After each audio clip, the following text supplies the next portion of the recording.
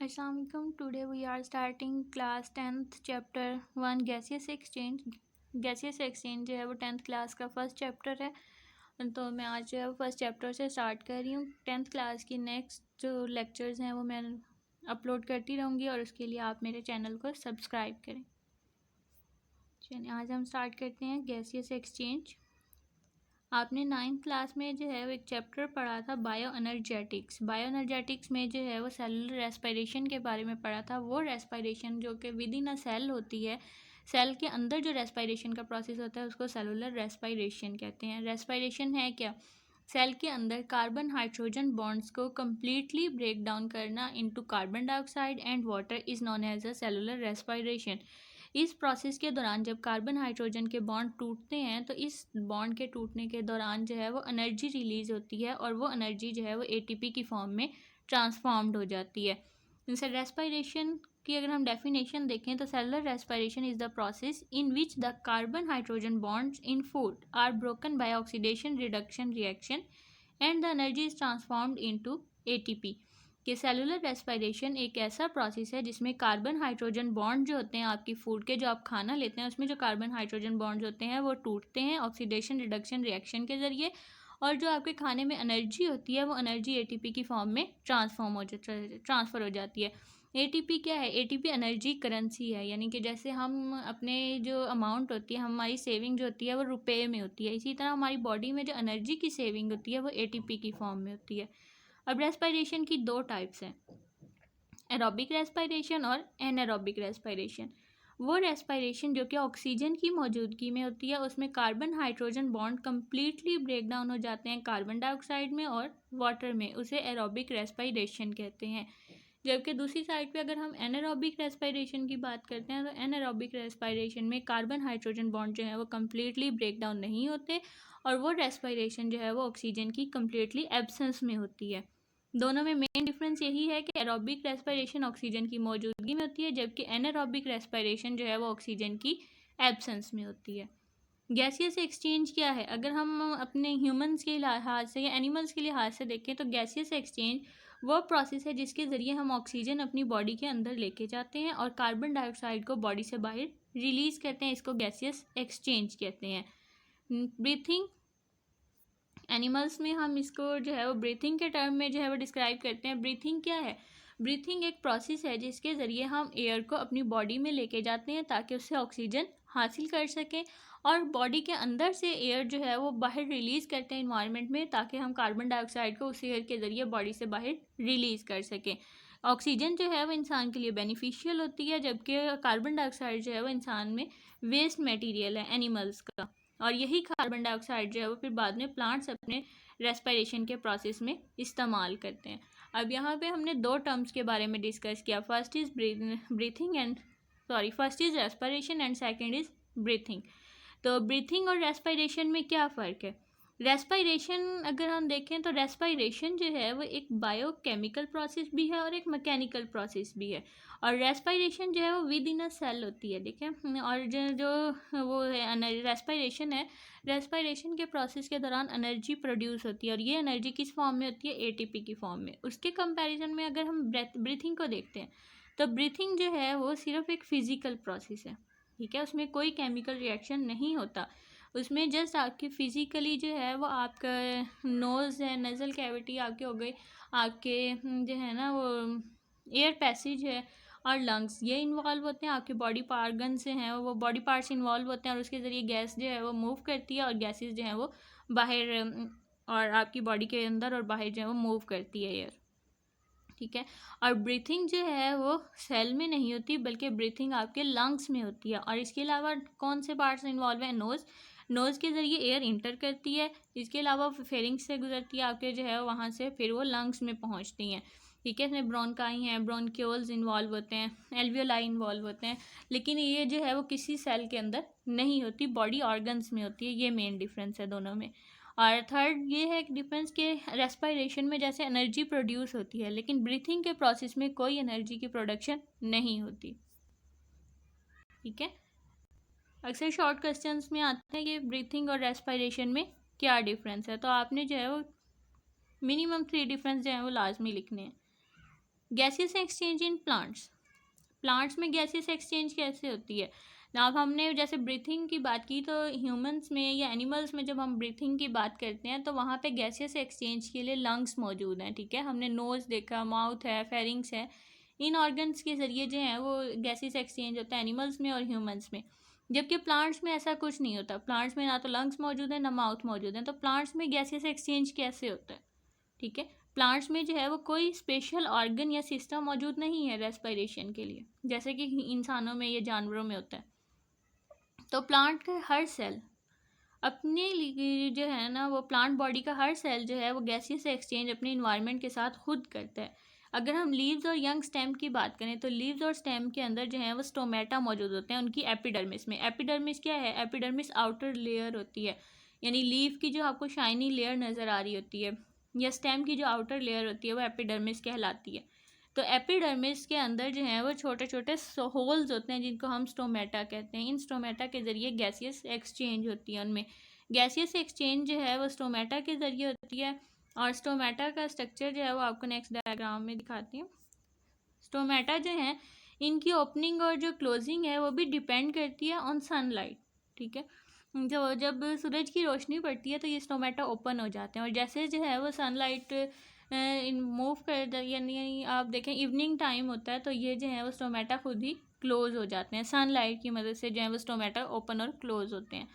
तो जो inner cell होते हैं लीव्स के, जिन्हें हम मीजोफिल सेल्स कहते हैं, यहाँ पे देखें पैलिसेड सेल मीजोफिल सेल हैं, स्पॉन्जी मीजोफिल सेल्स हैं। इन सेल्स के साथ जो है वो आपको दिखाया गया स्टोमेटा मौजूद है, ठीक है। एपिडर्मिस यहाँ पे दिखाई हुई है, अपर एपिडर्मिस भी है और लोअर एपिडर्मिस भी है। इन एपिडर्मिस के अंदर जो है वो स्टोमेटा मौजूद होते हैं। स्टोमेटा के ज़रिए जो है वो गैसेस एक्सचेंज होती हैं। स्टेम में जो है वो एयर स्पेसिस भी मौजूद होती हैं इनके दरमियान में, जो कि गैसेस एक्सचेंज में हेल्प करती हैं। अगर हम यंग स्टेम और लीव्स की बात करें तो कुछ में गैसियस एक्सचेंज जो है वो क्यूटिकल के ज़रिए भी होता है। क्यूटिकल क्या है? क्यूटिकल वो लेयर है जो कि एपिडर्मिस के ऊपर मौजूद है। आप देखें डायग्राम में जो है वो क्यूटिकल को लेबल करके भी दिखाया हुआ है। एपिडर्मिस के ऊपर वाली जो लेयर है उसे क्यूटिकल कहते हैं। कुछ प्लांट्स में जो है वो स्टेम और लीव्स में गैसियस एक्सचेंज जो है वो इस क्यूटिकल के ज़रिए भी होता है, वरना मोस्टली जो है वो ज़्यादातर स्टोमेटा के ज़रिए होता है या फिर एयर स्पेसिस के ज़रिए होता है।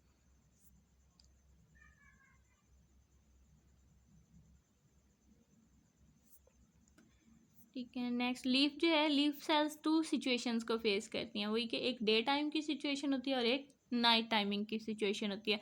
अगर हम डे टाइम की बात करते हैं तो डे टाइम के दौरान जब मीजोफिल सेल्स जो हैं वो लीव्स के फोटोसिंथेसिस कर रहे होते हैं और रेस्पिरेशन कर रहे होते हैं, ठीक है। फोटोसिंथेसिस और रेस्पिरेशन का प्रोसेस जो है वो डे टाइम में साइड बाय साइड होता है, यानी इकट्ठा हो रहा होता है।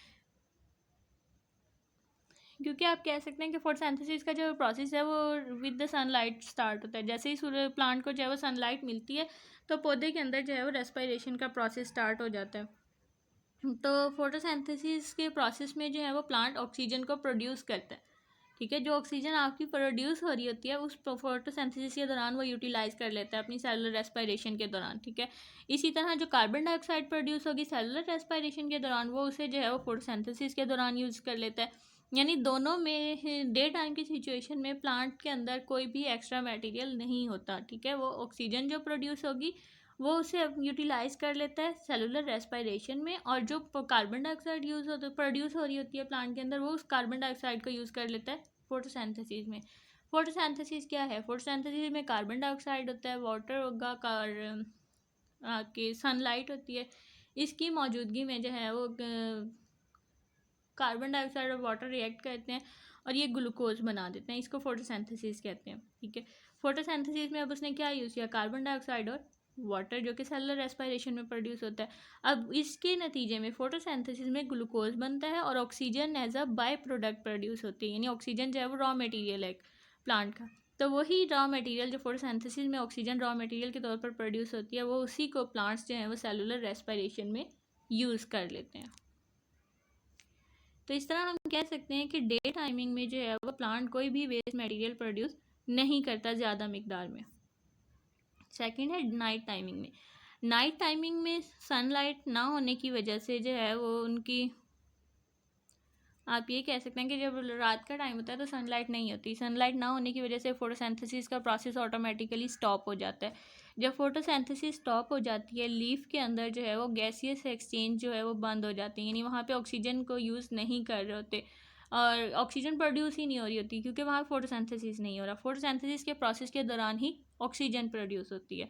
तो फोटोसिंथेसिस ना होने की वजह से रात के वक्त पौधे ऑक्सीजन प्रोड्यूस नहीं करते। तो रात के वक्त पौधे कार्बन डाइऑक्साइड को ज़्यादा मिकदार में प्रोड्यूस करते हैं। तो अगर हम डे टाइम की बात करें तो आप पिक्चर से भी देख सकते हैं कि जहाँ पे सनलाइट मौजूद है वहाँ पे प्लांट सेल्स जो हैं वो ऑक्सीजन को बाहर रिलीज़ कर रहे हैं और कार्बन डाइऑक्साइड को ले रहे हैं क्योंकि उन्होंने फोटोसिंथेसिस का प्रोसेस करना होता है।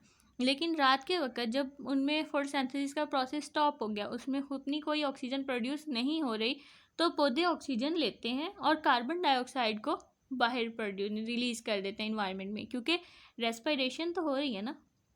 और कार्बन डाइऑक्साइड कब प्रोड्यूस होती है? जब पौधे रेस्पिरेशन करते हैं। ठीक है।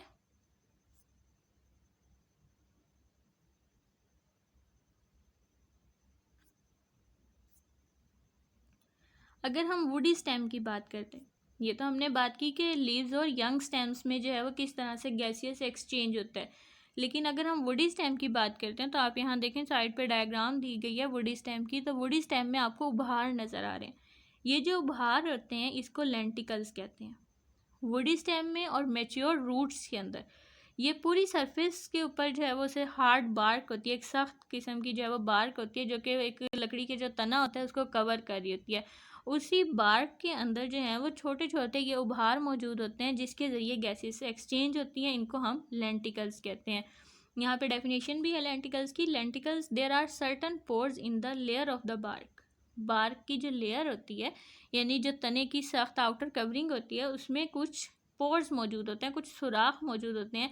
इन सुराखों को जो है वो लेंटिकल्स कहते हैं और इन्हीं लेंटिकल्स के ज़रिए एयर जो है वो पौधे के अंदर जाती है। ठीक है। इसमें गैसेस एक्सचेंज करवाती है।